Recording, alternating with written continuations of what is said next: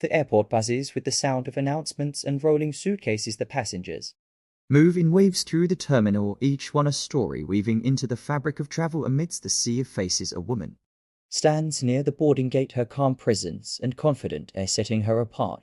She holds a first-class ticket between her fingers, her nails perfectly manicured. As she checks the time on her watch, her name is Naomi. She is dressed in a tailored suit that speaks of elegance and poise. She has worked hard for her success. And this ticket is not just a piece of paper, it is a symbol of years of effort, sacrifices, and perseverance.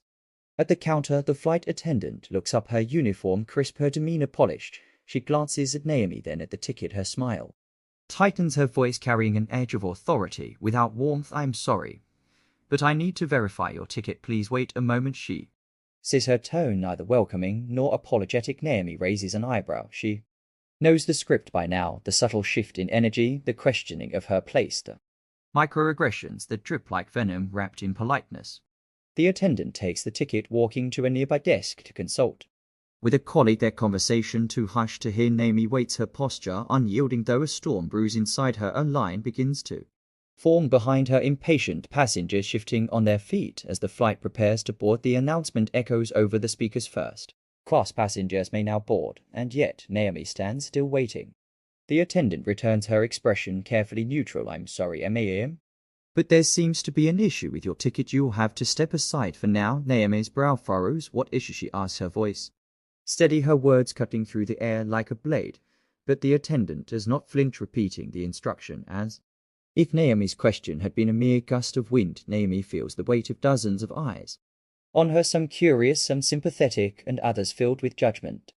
Naomi stands her ground. "This is my seat," she states. The attendant's gaze hardens. This time there is no faint politeness, only the thinly veiled irritation of someone who feels their authority challenged. Naomi hears murmurs around her, the hum of whispers growing louder, but she remains resolute.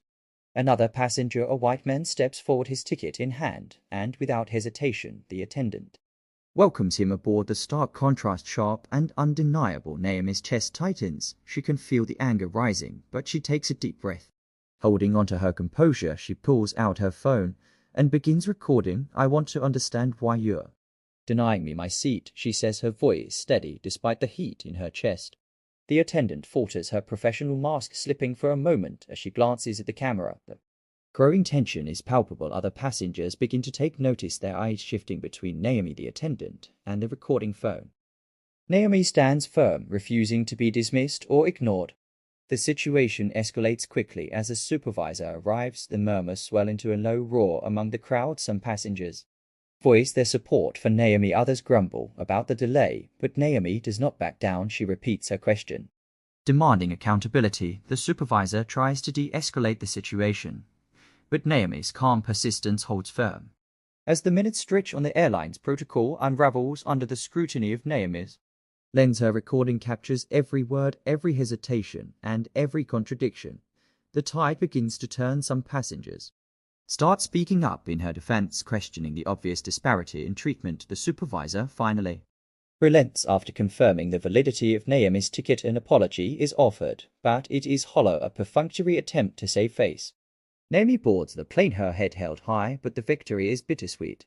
She knows the battle won today is just one of many she will face in her lifetime. Seated in her rightful place, she glances out the window, the clouds rolling by like waves of possibility. She vows to herself that this will not be the end of the story. By the time the plane lands, Naomi's video has gone viral.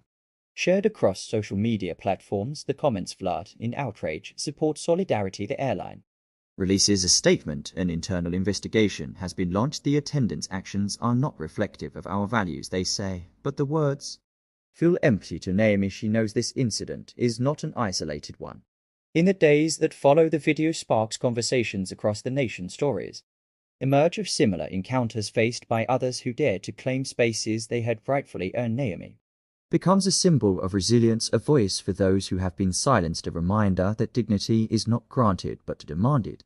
The airline announces new training programs, diversity initiatives, promises of change. Naomi is invited to speak at conferences to share her experience and her vision for a more equitable future. Her voice becomes a beacon of hope, a rallying cry for justice. Her story is no longer just her own. It belongs to everyone who has ever been told they do not belong.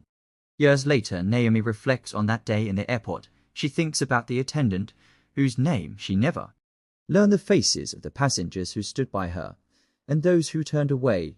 She remembers the sting of injustice and the fire it ignited within her. She smiles, knowing that the seat she fought for was never just about comfort or status. It was about claiming her place in a world that too often seeks to deny it. And so the story continues, not as a single moment frozen in time, but as a ripple that grows with each voice.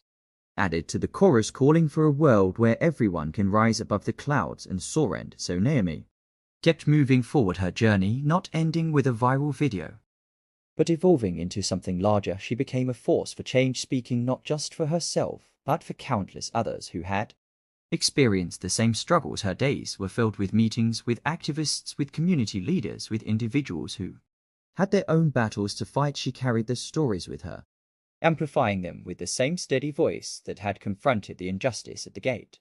The airline followed through on its promises, implementing mandatory training programs, revising policies, ensuring a more inclusive environment. The attendant who had denied Naomi her seat was let go. The company issuing a statement about accountability and growth. The public watched closely. Many applauded the steps taken, but Naomi knew this was just the beginning. She held no ill will toward the flight attendant, seeing her not as the root of the problem, but as a symptom of a system that needed dismantling.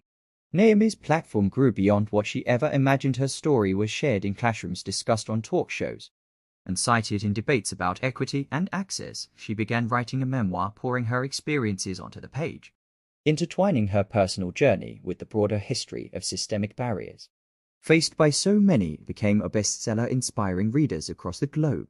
Through her work, Naomi built a foundation dedicated to promoting inclusivity and combating discrimination. The foundation provided scholarships, mentorship programs, and resources for underrepresented individuals seeking to break into industries where they were often overlooked. It became a legacy not just for Naomi, but for everyone who believed in the power of change. Her life transformed in ways she could never have anticipated. Her days, once consumed by the demands of her career, now revolved around advocacy. She traveled the world speaking at events, collaborating with international organizations, and working with governments to implement policies that would pave the way for a fairer society. The work was exhausting, but it was meaningful, and Naomi found purpose in every step. Despite her public life, Naomi remained grounded. Her friendships and family became her anchor. She cherished the quiet moments in between the whirlwind of engagements, the laughter over dinner with loved ones, the peaceful solitude of a book in her hands. Simple joys reminded her of why she fought so hard to create a better world.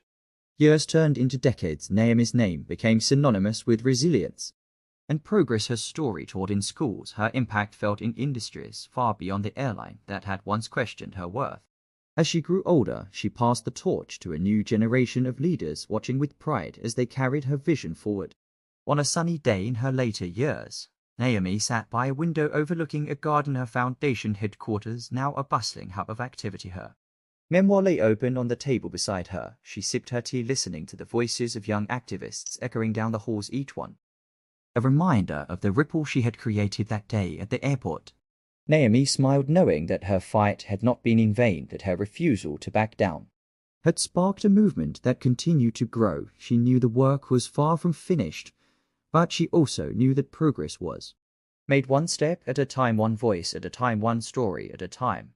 As the sun dipped below the horizon, painting the sky in hues of gold and crimson, Naomi felt a sense of peace. Her journey had been long and challenging, but it had been worth every moment. She closed her eyes, letting the warmth of the setting sun wash over her.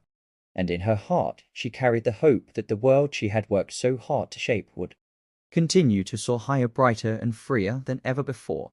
And so the story of Naomi became more than just her own. It became a testament to the power of perseverance, a beacon of hope for those who came after her, and an unyielding reminder that even in the face of adversity, it is possible to rise above the clouds.